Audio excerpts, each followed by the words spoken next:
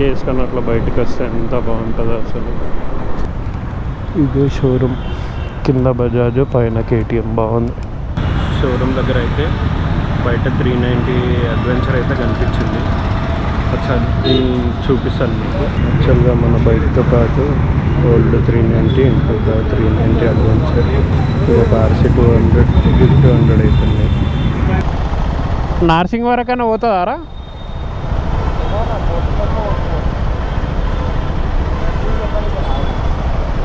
అంతేనా? ఏమైనా వెహికల్ అన్నా యాక్సిడెంట్ అయ్యి ఉంటుంది. Hi friends, welcome back to my YouTube channel EPSM moto vlogs. నేను మీ పవన్. ఎలా ఉన్నారు అందరూ? I hope everyone doing great. So ఈరోజైతే మన డ్యూక్ 390 అయితే సెకండ్ సర్వీస్ ఉందన్నమాట. బైక్ అయితే సర్వీస్కి ఇవ్వాల్సిన టైం అయితే వచ్చేసింది. సో టైం అయితే 8:30 అవుతుంది. ఇంకా మనం లేట్ చేయకుండా అయితే మనమైతే స్టార్ట్ అయిపోదాం. సో బైక్లో వచ్చేసి ఫ్యూల్ రేంజ్ అయితే 140 చూపిస్తుంది. ఇంకో ఓడోమీటర్ అయితే 8443 కిలోమీటర్స్ అయితే అయ్యింది. ఆల్మోస్ట్ ఇంకా సెకండ్ సర్వీస్కి కొంచెం ముందే ఇవ్వడం బెటర్ అనిపించి ఇంకా 50 కిలోమీటర్స్ కంప్లీట్ కాలేదు, అవ్వకముందే అయితే తీసుకెళ్తున్నా. సో ముందే ఇవ్వడం వల్ల మనకి కూపెన్స్ అనేటివి ఉంటుందన్నమాట, కొంచెం సర్వీస్ లేబర్ కాస్ట్ పడకుండా. సో అందుకని చెప్పి ముందే తీసుకెళ్తున్నాను నేనైతే. యాక్చువల్గా చిలుకూరు బాలాజీ వెళ్ళే వాళ్ళు అయితే సాటర్డే సండే ఫుల్ ఉంటారు ఈ రోడ్లో. కానీ నిన్న వర్షం పడ్డది, వర్షం పడ్డందుకు జనాలు రాలేరు అనుకుంటాను. ఎర్లీ మార్నింగ్ బైక్ వేసుకొని అట్లా బయటకు వస్తే ఎంత బాగుంటుందో అసలు. ఏదైనా రైడ్ ప్లాన్ చేయాలి, రైడ్కి వెళ్ళక చాలా రోజులైంది. యాక్చువల్గా మనం బైక్ తీసుకున్న సర్వీస్ ఏదైతే ఉందో షోరూమ్, వాళ్ళ సర్వీస్ సెంటర్ కొంచెం రిపేర్లు ఏదో ఉందని చెప్పారు. సంథింగ్ రెనోవేషన్, ఇంకా కొన్ని ఎక్విప్మెంట్స్ అన్ని మార్చుతున్నామని చెప్పారు. సో ఇప్పుడు ప్రజెంట్ అయితే అక్కడికి వెళ్ళట్లేదు, మనం కొండాపూర్లో ఉన్న KTM షోరూమ్కి అయితే వెళ్తున్నాం. కొండాపూర్లో RTO ఆఫీస్ ఆపోజిట్లో ఉంటుంది. సో అక్కడికి అయితే వెళ్ళాలి మనం. యాక్చువల్గా సెకండ్ సర్వీస్ తర్వాత కొంచెం దీని పర్ఫార్మెన్స్ ఏమన్నా చేంజ్ అవుతుందేమో చూడాలి. అలాగే ఒకటి మైలేజ్ టెస్ట్ కూడా చేయాలి దీనిపైన. నాకు లాస్ట్ ఫుల్ ట్యాంక్ అయితే ఆల్మోస్ట్ 416 అలా అయితే వచ్చింది. చూడాలి సెకండ్ సర్వీస్ తర్వాత ఇంకొంచెం ఏమన్నా డిఫరెన్స్ తెలుస్తుంది. యాక్చువల్లీ ఈ బైక్లో మైలేజ్ ఎక్స్పెక్ట్ చేయొద్దు, బట్ చూద్దాం. మైలేజ్ రావాలంటే మినిమం 60-70 మెయింటైన్ చేయాలి ఈ బైక్లో అయితే. నేనైతే చాలా కంట్రోల్ చేసుకొని 60-70లో మెయింటైన్ చేస్తున్నాను బైక్ మైలేజ్ కోసం అని.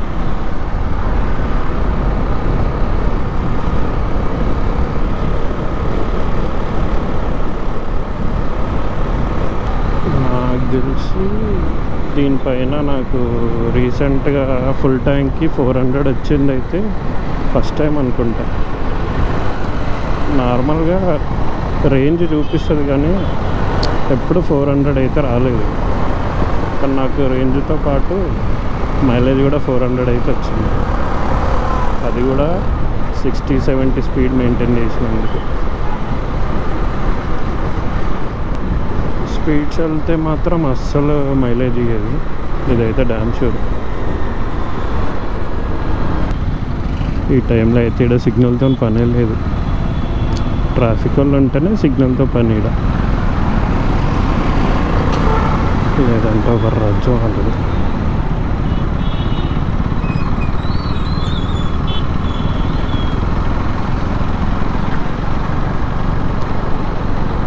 నైట్ అయితే ఇటు సైడు చాలా పడ్డదంట వర్షం.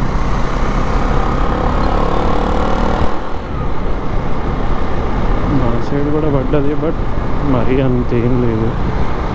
ఇటు సైడ్ అయితే ఇంకా తెలిసిందే కదా, కొన్ని చోట్ల అయితే వరదలు వచ్చినాయి ఈ ఒక్కరోజు పడ్డ వర్షం. ఇంకా ఈ వర్షం ఎఫెక్ట్ సమ్మర్ చూపిస్తుంది, ఇంకా చుక్కలే. ఇన్ని రోజులు ఒక కాడికి ఎండ ఉన్నా కూడా తట్టుకోగలిగారు. ఇప్పుడు ఈ వర్షం వల్ల ఇంకా ఎండలు ఎక్కువ అయిపోతాయి. అయినా కూడా మన హైదరాబాద్లో జనాలు బయట తిరుగుతారు, కామన్ అనుకోండి. గచ్చిబౌలి అయితే వచ్చేసినాయి. ఈ ఫ్లైఓవర్ ఎప్పుడు కంప్లీట్ అవుతుందో. ఇప్పుడు ఈ ఫ్లైఓవర్ అయిపోతే మాత్రం ఇక్కడ వెయిట్ చేయాల్సిన పని తప్పుతుంది. ఇన్కేస్ ఒకవేళ కొండాపూరు, మియాపూర్ వెళ్ళాలనుకున్న వాళ్ళు ఎవరన్నా ఉంటే. ఇంకా ఇక్కడ నుంచి మెల్లిగా వెళ్ళాలి.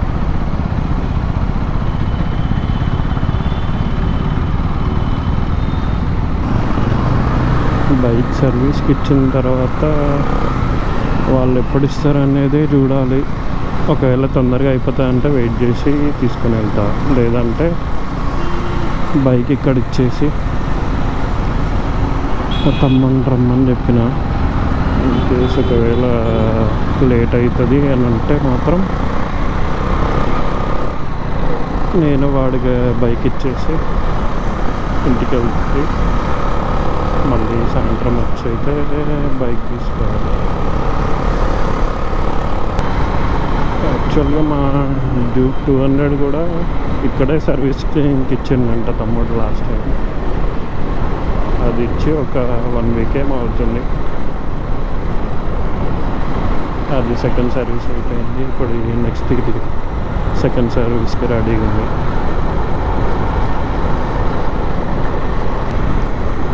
యాక్చువల్లీ ఇది 1 వే, నెక్స్ట్ దీన్ని 2 వే కింద యూజ్ చేస్తారేమో, అందుకే మధ్యలో కోన్స్ పెట్టారు. అసలు ఆపోజిట్లో వెహికల్స్ అయితే ఏం వస్తుంది, కాకపోతే ఇలా అయ్యడానికి రీజన్ అయితే అదే, ట్రాఫిక్ ఎక్కువ ఉంటే మాత్రం పైనుంచి డైవర్షన్ ఉంటుంది. ఇంకా నేనైతే ఇక్కడ ఈ షోరూమ్కి రావడం అయితే ఫస్ట్ టైమే. చూడాలి మరి ఇక్కడ వీళ్ళు ఎంత ఛార్జ్ చేస్తారు, వీళ్ళ సర్వీస్ ఎలా ఉంటుంది.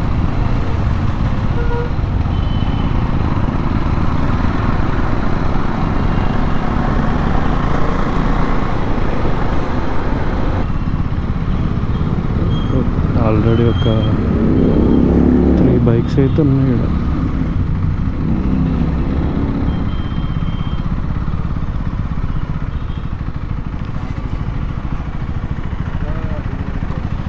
యాక్చువల్గా మన బైక్తో పాటు ఓల్డ్ 390, ఇంకొక 390 అడ్వెంచర్, ఇంకొక RC 200, 200 అవుతున్నాయి.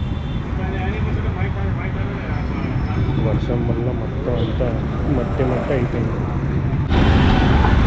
సో నేనైతే ఇంకా బైక్ అయితే సర్వీసింగ్ వాళ్ళకైతే ఇచ్చాను. ఇక్కడైతే పెట్టాను ప్రస్తుతానికి అయితే. ఇంకా తమ్ముని అయితే రమ్మని చెప్పిన, వాడు రాగానే ఇంకా ఇంటికి వెళ్ళేసి ఈవినింగ్ వచ్చి బైక్ అయితే తీసేసుకోవాలి. సో నాకైతే ఇక్కడ షోరూమ్ దగ్గర అయితే బయట 390 అడ్వెంచర్ అయితే కనిపించింది. ఒకసారి చూపిస్తాను మీకు. వైట్ అండ్ ఆరెంజ్ కలర్లో బాగుంది బైక్ అయితే.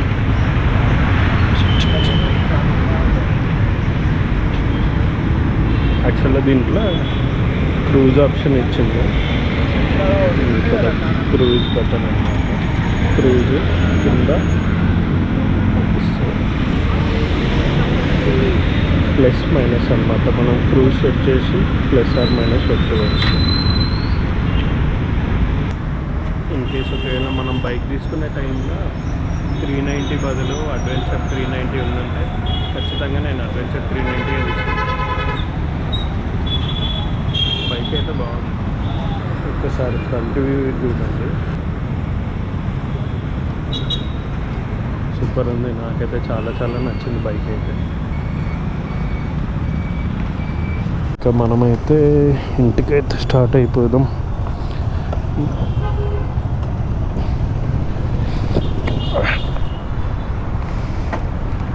ఇదే షోరూమ్, కింద బజాజ్ పైన కేటీఎం. బాగుంది.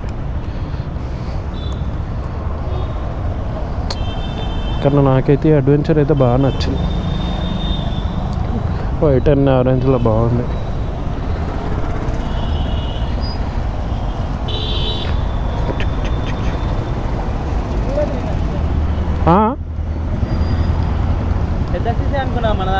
సేమ్ రా 390cc.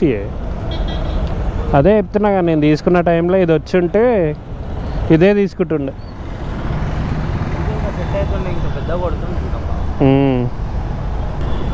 ఇక మనమైతే ఇంటికైతే స్టార్ట్ అయిపోదాం.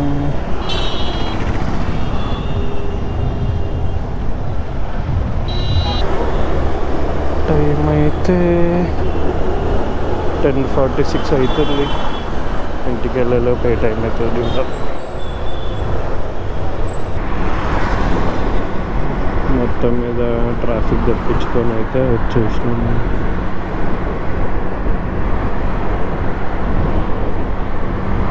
ఇంటికి వెళ్ళిపోయి సాయంత్రం వచ్చి బండి కలెక్ట్ చేసుకోవాలి. Later that same evening. Time అయితే 5 అవుతుంది. చూడాల బిల్ ఎంత చేస్తాడు. నా గెస్ట్ ప్రకారం అయితే 2200 అనుకుంటున్నా. చాలా బండ్లు ఉన్నాయి లోపల అయితే.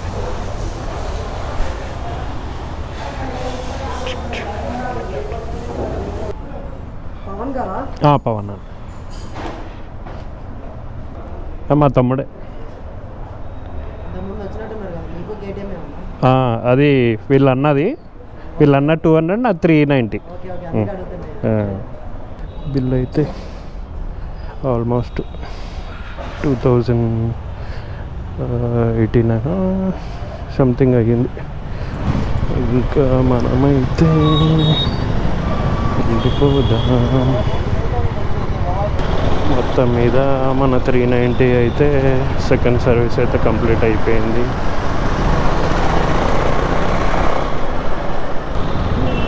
ఇక్కడే 5:30 అవుతుంది. ఇంకా ఇంటికి అయ్యేసరికి మ్యాక్స్ 6:30 అలా అవుతుండొచ్చు.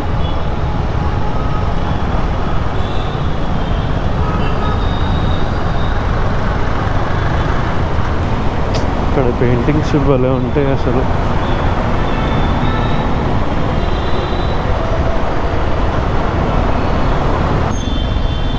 ఇక్కడ నుంచి అక్కడి వరకు చుక్కలే ఈ ట్రాఫిక్లో అయితే. ఇంక ఈరోజు సాటర్డే కాబట్టి తక్కువ ఉంది, లేదంటే వీక్ డేస్లో వస్తే సావే. ఈ ఫ్లైఓవర్ కంప్లీట్ అయిపోతే కొంచెం ఈ రూట్లో ట్రాఫిక్ కూడా తగ్గుతుంది అనుకుంటున్నా. చూడాలి. మ్యాక్సిమం ఓఆర్ఆర్ ఎక్కే వెహికల్సే ఎక్కువ ఉంటాయి ఇక్కడ. ఓఆర్ఆర్ నుంచి వచ్చేటివి ఎక్కువ.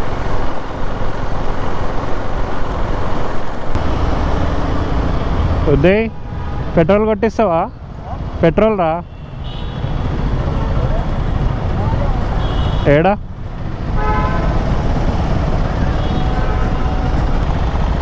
నార్సింగ్ వరకైనా పోతుందారా?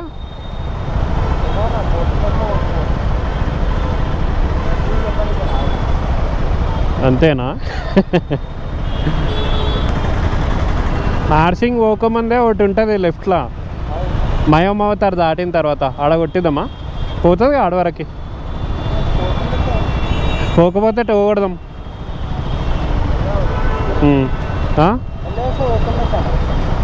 మెల్లైనా పోదాం, తొందర ఏం లేదు.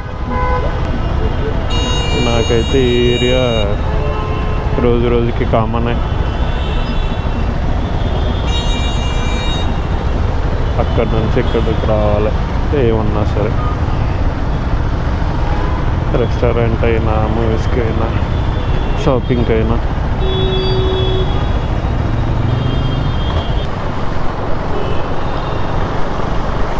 బ్యాక్ బ్రేక్ డిస్క్ పైన ఆయిల్ పడ్డట్టుంది, బ్రేక్ సరిగా పడుతులేదు. ఒక 2-3 సార్లు గట్టి గట్టిన నడిపిస్తే సెట్ అయిపోతుంది అది.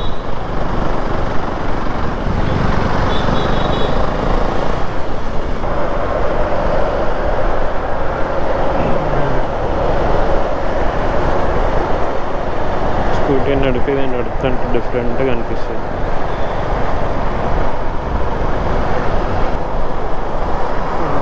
ఫిఫ్టీ 60లో 6th గేర్లో అంత నాకింగ్ అయితే ఏం లేదు.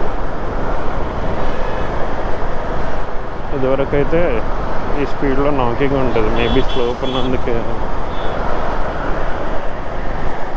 ఇప్పుడైతే మనం లెఫ్ట్ తీసుకోకుండా స్ట్రైట్ వెళ్ళిపోతున్నాం. యాక్చువల్ అయితే కింద నుంచి వెళ్ళాలి, బట్ ఇక్కడ ఈ నానక్రామ్ కూడా సర్కిల్ తప్పించుకోనికి ముందైతే ఒక ఎగ్జిట్ ఉంది, అక్కడ దిగేస్తే అయిపోతుంది.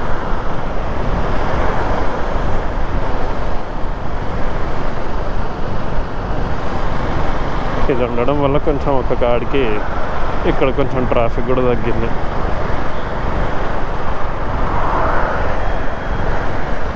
చూడండి, అసలు వెహికల్ లేవు, ఇక్కడ ట్రాఫిక్ వెళ్ళేసరికి మొత్తం అన్నీ ఇటే వెళ్ళిపోతున్నాయి.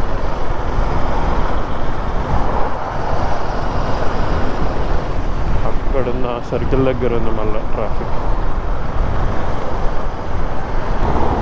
ఇక్కడ ఎగ్జిట్ పెట్టినందువల్ల కొంచెం ఈజీ అయిపోతుంది.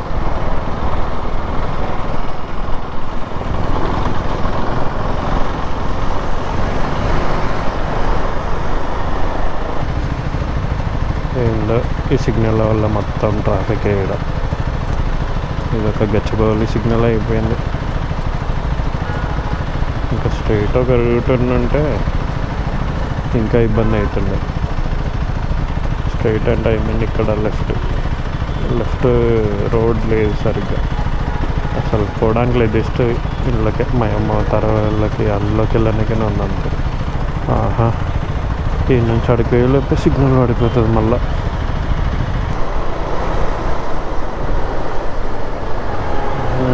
ఇక్కడ ఆగి స్కూటీలో పెట్రోల్ కొట్టిస్తే అయ్యో పని అయిపోతుంది.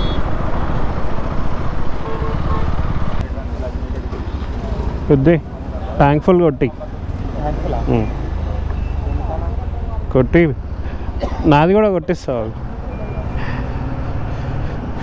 మన దాంట్లో కూడా పెట్రోల్ కొట్టించేద్దాం, ఎట్లాగా రేంజ్ తక్కువ ఉంది. 4.3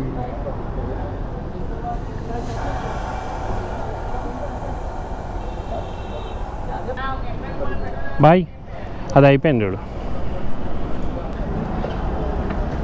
bye. Tank full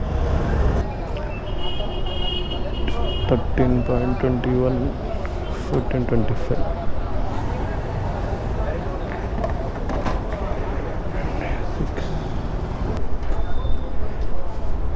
boy.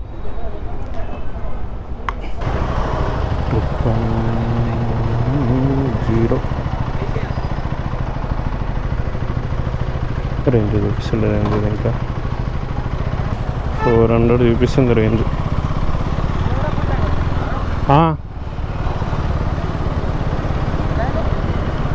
1400 పడ్డదిరా. So నేను ఇంకైతే ఆల్మోస్ట్ ఇంటికి రీచ్ అయిపోయినట్టే. ఇంకొక 10 కిలోమీటర్స్.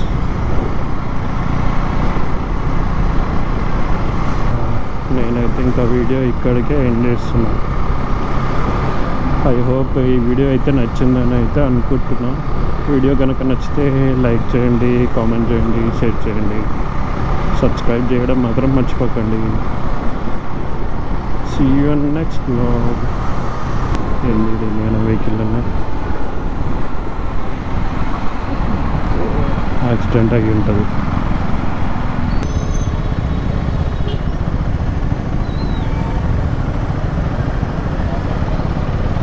అసలు ఎవరైనా